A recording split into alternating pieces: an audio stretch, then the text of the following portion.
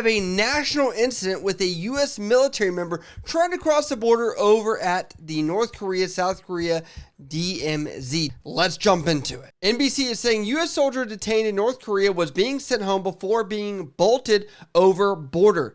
Now, this looks like that this person was already in U.S. military shit list, I guess you could say, as the fact that he's already in trouble and being sent across. And you're probably asking, why was he crossing at the border here?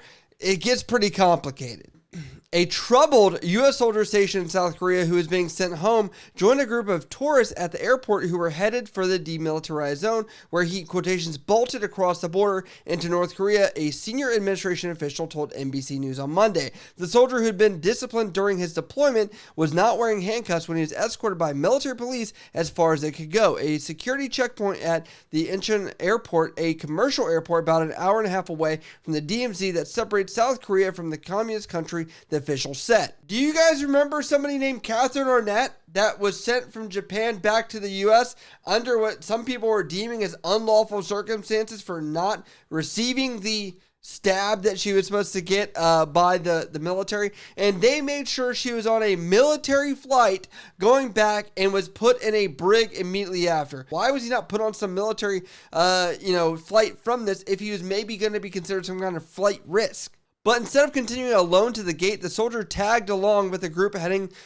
for this P-word, I don't know where the city is, which is a joint security area in the middle of the tense border guarded by North and South Korea. When the soldier took off, the United Nations Command security forces that had been escorting the tour chased him but could not catch him in time, Pentagon officials said earlier. What's weird is that there was a Facebook post that went out about this, which has now been removed. I'm assuming that, something from the United Nations or somebody from the U.S. has advised this person on Facebook to take this post down, but they said the most shocking thing here. A woman who said she was part of the tour group described being at the last stop when she heard a loud ha ha ha and saw the man who'd been with the group all day run between the two buildings and over to the other side. It took everybody a second to react and grasp what had actually happened, she wrote in a Facebook post that since been deleted. Then we were ordered into the Through Freedom house and running back to our military bus. It looks like they're trying to wipe away as much information as possible because this woman has said she's not going to talk to anybody right now and has not come forward across any of the places.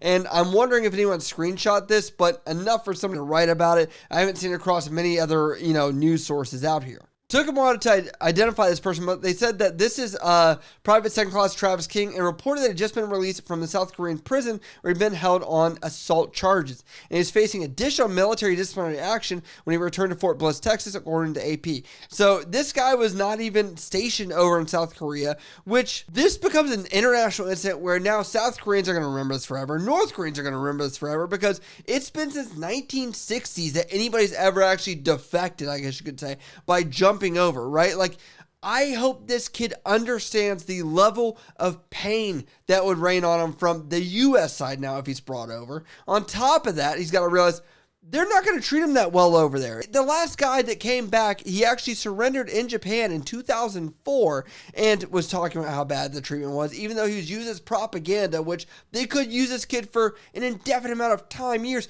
This is just like the bread and butter of what North Korea wants in order to make the U.S. military look bad. They're going to spin this into some kind of thing where they're going to say, look at how bad the U.S. military is. They have people that are trying to get out of issues to come over. They're not even going to address that he had these charges, and maybe I would say there has to be some truth to it if he was found guilty in South Korean court. And Austin here says, what I can confirm, I would say up front, is that we're very early in this event, and so there's a lot that we're still trying to learn, Austin said. But what we do know is that one of our service members who was on a tour willfully and without authorization crossed the demarcation line.